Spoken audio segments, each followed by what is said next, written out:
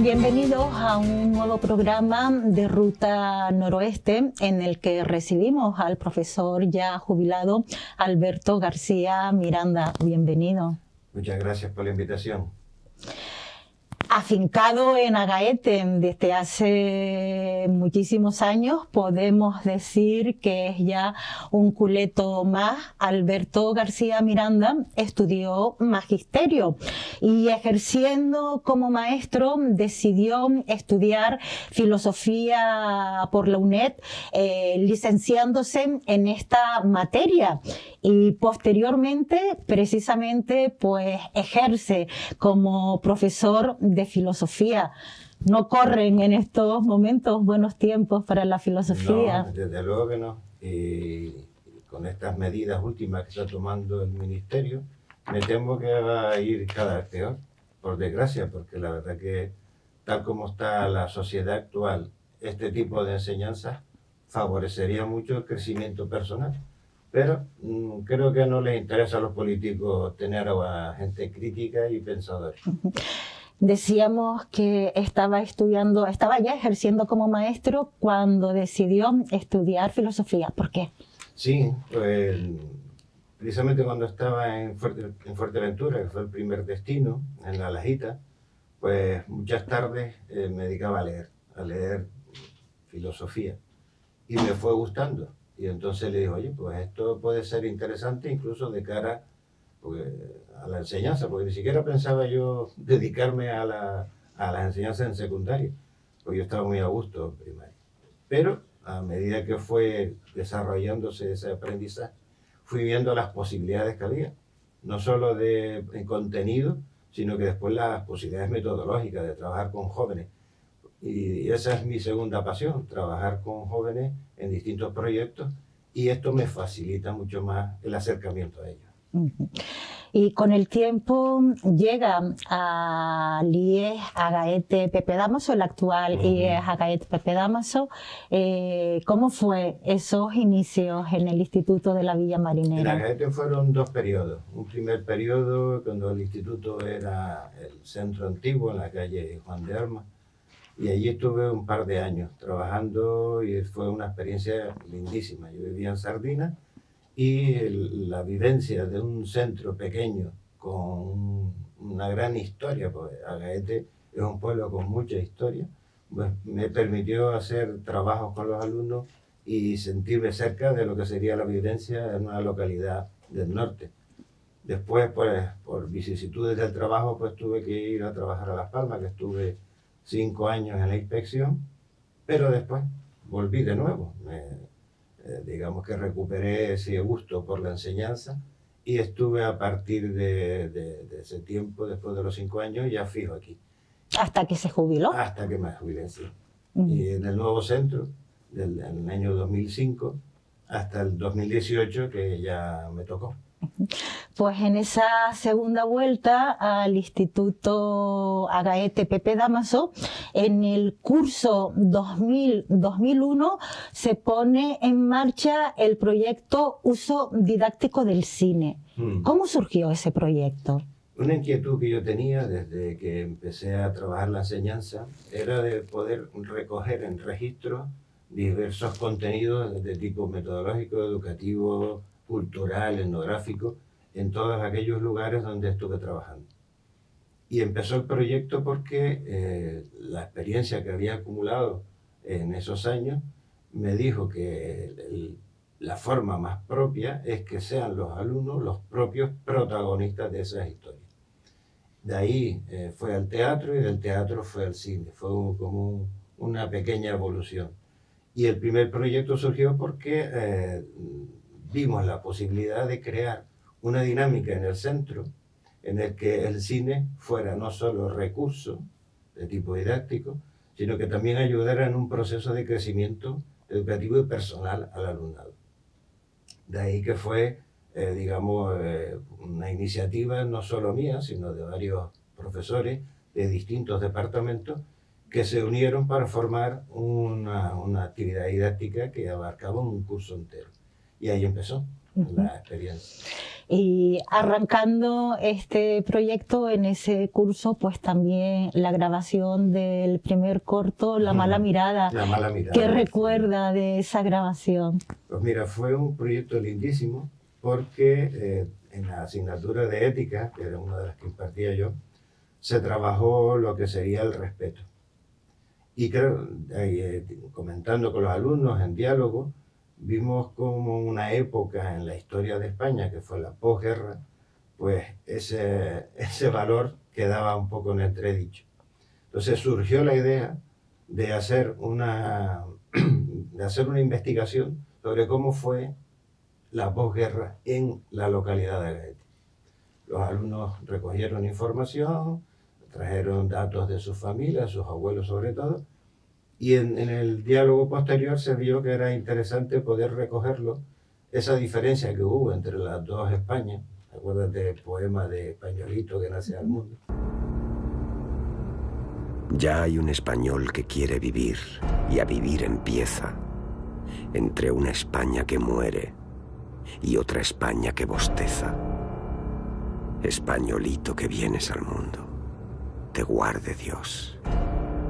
Una de las dos Españas ha de helarte el corazón. Para los tiempos que vienen hay que estar seguros de algo, porque han de ser tiempos de lucha y habréis de tomar partido. Pues esa diferencia en las dos Españas también se vivió aquí. Y por lo que a partir de ahí se hizo el guión, se trabajó, se eligieron los personajes, que recogían pues dos bandos, los dos bandos que se crearon después de la posguerra, y que, claro, ellos no se atrevían a darle los nombres reales, porque en Agaete se sigue viviendo todavía un poco triste esa historia, y se crearon dos situaciones. Una, que eran los perdedores, que llamaban el bando de los azubolas, y otro los ganadores, que eran los falangistas. Y desde ese primer corto, en todo este tiempo, pues ya son más de 32 cortometrajes y también algunos trabajos audiovisuales. Sí, incluso tanto para el centro como para otras instituciones, los alumnos hacían documentales, hacían spots publicitarios, incluso hacían proyectos como los que se hicieron aquí para el tema de salvaguardar el litoral, para mejorar las condiciones de limpieza del centro, para mejorar las condiciones de habitabilidad en el entorno. Participamos y colaboramos con asociaciones como ASENECAN, que eran para ayudar a minusválidos con multifuncionales. Entonces, no solo se trabajaron cortos, sino que también hicieron unos trabajos para la comunidad. De alguna manera, la labor del centro no solo se quedaba en el centro, sino que hacía una proyección hacia el entorno. Además, con este proyecto del uso didáctico del cine, ustedes apostaron también por la diversidad y por la inclusión, introduciendo a los alumnos del aula en clave. Exactamente, fue a partir del 2011 cuando empezó a ya funcionar de una manera más estable el aula en clave en el Instituto de Agaete, y uno de los proyectos de coordinación entre lo que serían las enseñanzas normalizadas y el aula en clave fue que los alumnos participaran como actores y actrices en algunos de los cortos que hacíamos nosotros, ¿no?, en el centro. La primera experiencia no solo fue maravillosa, porque fue con los alumnos de primero de bachillerato y los alumnos que en aquel entonces estaban en el aula en clave, sino que ese trabajo tuvo un premio. Nos premiaron en el Festival No Te Cortes en Madrid. Y bueno, la alegría, imagínate de los chiquillos, un trabajo que hacen por primera vez en su vida y encima se les reconoce a nivel nacional. ¿Premios? Han sido unos cuantos los que han conseguido. Sí. Además de este premio, ¿cuál es el que más satisfacción le ha producido? En Madrid ha sido varios por distintos festivales, el Movie Festival, el Festival No Te Cortes y otro más que ya ni me acuerdo. En Barcelona tuvimos en el Festival Cádiz, que dedicaba a alumnado con discapacidad, también nos premiaron a una alumna, Irasa, que fue alumna del centro, por su interpretación de uno de los cortos. En Tenerife, el Festival Cine de Fe también reconoció en varias ocasiones la labor que se está realizando el centro, no solo premiando a películas realizadas por el Aula Enclave, sino al proyecto en sí, el proyecto didáctico del cine, porque era un proyecto innovador para la época. Creo que fuimos de los primeros centros que utilizaban el cine como recurso y que de alguna manera integrábamos a las distintas poblaciones de alumnado que tenemos en el centro. El IES Agaete Pepe Dámaso se había convertido ya en un centro de cine y un centro que además impulsó una muestra de cine educativa sin recortes en corto. ¿Cómo surgió este certamen? Creo que fue sobre el año 2010-2011. En conversaciones con Jesús Quesada, que en aquel momento era asesor del CEP, le comentaba mis inquietudes y él, pues, desde el primer momento se entusiasmó con el proyecto y juntos pues, elaboramos la idea, ¿no?, de hacer una muestra que fuera para que los centros que estuvieran trabajando el vídeo y el cine como recurso, como nosotros, pudiéramos reconocernos, pudiéramos establecer una relación, pudiéramos compartir, comentar las películas, comentar las dificultades y de alguna manera fuera de estímulo para todos aquellos alumnados y profesorados que estuvieran participando en esa experiencia. Y en el 2012 ya sacamos la primera muestra, que fue, claro, muy dedicada al cine insular.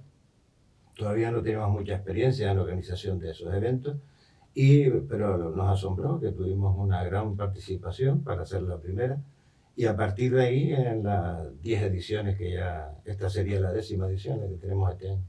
Un certamen totalmente consolidado, y de ir a lo local a lo insular ya es a nivel regional. Sí, ahora mismo incluso planteándolo al CEP, dentro de las posibilidades que se vayan teniendo, intentar hacerlo a nivel nacional.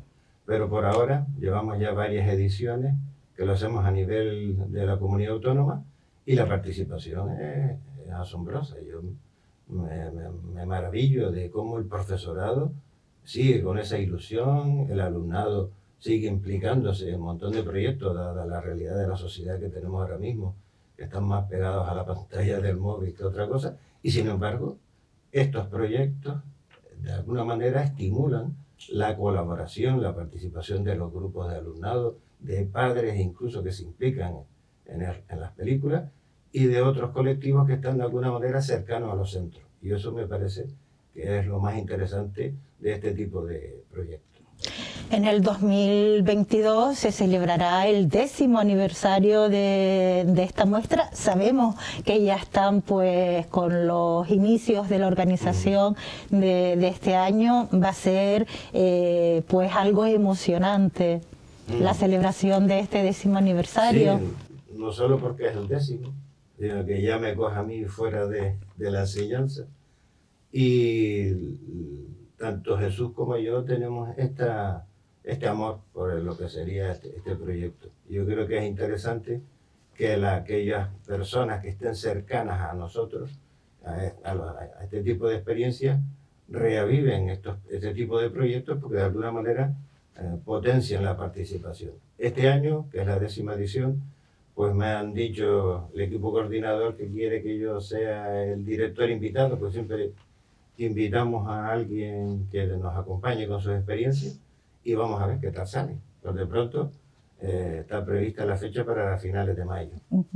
En este curso 2020-2021 se cumplen precisamente 20 años del inicio de aquel proyecto educativo cinematográfico que tantos éxitos le ha otorgado al Centro Educativo de la Villa Marinera. Para usted, creo que más que una gran experiencia educativa, ha sido una inmensa experiencia de vida. Totalmente, totalmente. No solo por la gente que he tratado, los proyectos que se han llevado a cabo, la cantidad de alumnos que se han implicado y de profesorado que participa en estas elaboraciones de cortometrajes que estamos haciendo, sino que después el ver el producto ya elaborado, proyectarlo y ver las caras que se les pone tanto a los alumnos como a los padres, como a personas que lo ven, dice, bueno, pues estamos en el camino. Es más, según los últimos estudios que se hicieron antes de yo de retirarme, el alumnado que participó en estos proyectos obtuvieron mejores resultados académicos, con lo cual, bueno, se le une una bondad más a este tipo de proyectos que sirve para que el alumnado de alguna manera se motive y se estimule.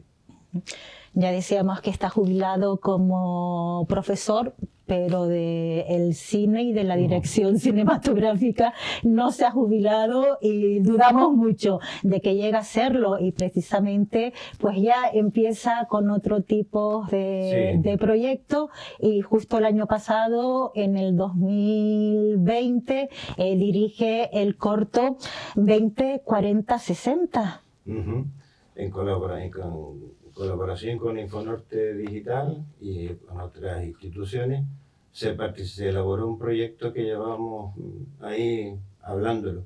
Era un guión basado en un relato corto de Guillermo Quesada Barriuso. Exactamente. Y a partir de ahí se contactó con antiguos compañeros, actores y actrices que trabajan conmigo en teatro, y se empezó a trabajar. Ese proyecto se grabó en La Aldea y fue precioso, porque fue un trabajo de investigación sobre lo que pudo suponer los años 70 en las aparcerías de Canarias, y como fruto pues salió este corto que son 7 minutos y que tuvimos la suerte de ser finalistas en el 16º Festival de San Rafael en corto de vecindario. La verdad que pues bueno, fue satisfactorio. Sí, satisfactorio, pero hay que recordar que el 2020 fue un año tremendo, que estuvimos confinados, que estábamos enfrentándonos a la pandemia del COVID, y a pesar de todo, pues se pudo sacar adelante este proyecto. A trompicones, tuvimos que parar las grabaciones durante un tiempo. Tuvimos que esperar a que cambiaran las condiciones de las fases que estábamos pasando, pero bueno, en vez de acabarlo en 6 meses, lo acabamos en 1 año, pero se pudo realizar, y gracias a un poco también a la buena voluntad de todas las personas que participaban, pues esta idea surgió y salió adelante, la verdad que sí. Y sin parar, porque ya está inmerso en otro proyecto que ya va tomando vida, Pervivencia, creo que se titula este nuevo trabajo cinematográfico. El nuevo proyecto es más ambicioso. Intenta hacer un mediometraje, vamos intentando subir de categoría en la medida que podamos, y que es un poco la plasmación o el homenaje que quiero hacer a las mujeres de poder. Se titula Pervivencia porque recoge la sabiduría ancestral que tienen las mujeres, no solo porque son tan más cercanas a la vida, a la tierra, sino que también tienen una sabiduría, digamos, propia, que es muy, muy llamativa, muy, muy interesante.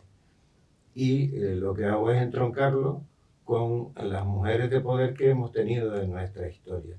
Y empieza en el siglo XIV con una agorera sacerdotisa que llegó a ser Guanarteme, como fue Atidamana, y que fue un poco, la elegí como representante de esa mujer que no solamente tiene una presencia social, sino que también tiene una sabiduría y unos conocimientos que no los tiene cualquiera. Y arrancando desde esa época, pues traigo la historia al presente. Y de alguna manera esa sabiduría ancestral perdura en el tiempo.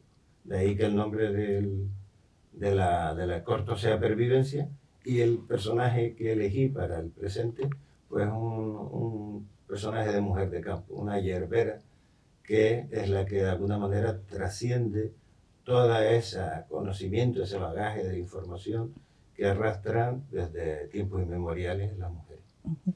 Me imagino que conformar un equipo con el que poder sacar adelante este tipo de proyectos pues tampoco será muy fácil, ¿no? La verdad que no. Es complicado porque la gente trabaja, porque no son actores profesionales, no hay dinero para estar pagando tampoco actores profesionales, entonces echas mano de amigos, de compañeros, de personas que tienes a tu alrededor, pero claro, te tienes que adaptar a las posibilidades horarias y disponibilidad de la gente. La suerte es que contamos con personas que están allegadas a nosotros, que están colaborando desinteresadamente, como puede ser Infonorte Digital, que sigue desde el año pasado colaborando conmigo en este tipo de proyectos.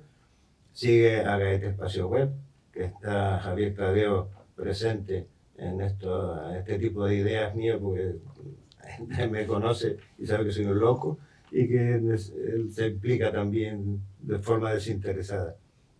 Está Roge, que es el cámara y que tiene los conocimientos en montaje. Está José María, que es el que trabaja las imágenes con el dron. O sea, hay alrededor un equipo impresionante. Espero que me perdone mucha gente que seguro que dejo atrás. A Lucy, la que maquilla a los actores, que también lo hace desinteresadamente. A Antonio López, comentaba antes que está haciendo un cartel y es un experto en hacer carteles y es un genio trabajando la imagen. Y Samuel Pérez, que nos va a hacer la banda sonora. Este año, igual que la del año pasado, contamos con Samuel, que nos hace la banda sonora original de la película. La verdad que gracias a eso, pues calidad ofrecemos. Se vende desde hace algún tiempo eso de Canarias como plató cinematográfico, pero hacer cine aquí en Canarias, por los propios canarios, a veces suena hasta misión imposible. Sí, no solo porque la ayuda es tan solo para grandes productoras, que ese es el gran problema que hay. Existe una ley de financiación para eventos y actividades cinematográficas. El Cabildo saca a veces una orden o una normativa para dar recursos, pero resulta que después es a través de productoras, y claro, los que no tenemos productora que nos respalde es muy complicado. Entonces pues tenemos que arreglarnos de nuestro bolsillo o amigos y conocidos que nos aportan. Y este año pues gracias a Dios que tenemos unos cuantos empresarios que nos están echando una manilla dentro de sus posibilidades y que están ahí presentes en la elaboración de todo esto. La verdad que hay ganas, lo que no hay es mucho fondo para poder desarrollar todos estos proyectos y pues se hace lo que se puede. Alberto García Miranda llegó hace muchos años con la ilusión de enseñar y enseñar bien a los jóvenes de Agaete, y con el tiempo la Villa Marinera se ha convertido también en su casa. Mi casa querida, porque todas las horas que paso en esta localidad me dan riqueza, me anima, me gusta. Lo disfruto y sobre todo animo a mucha gente a que venga a conocerla, porque es el mejor turismo el que se hace de boca a boca. Alberto García Miranda, muchísimas gracias, y a ustedes también agradecerles que nos sigan atendiendo, prestando la atención. Muchísimas gracias.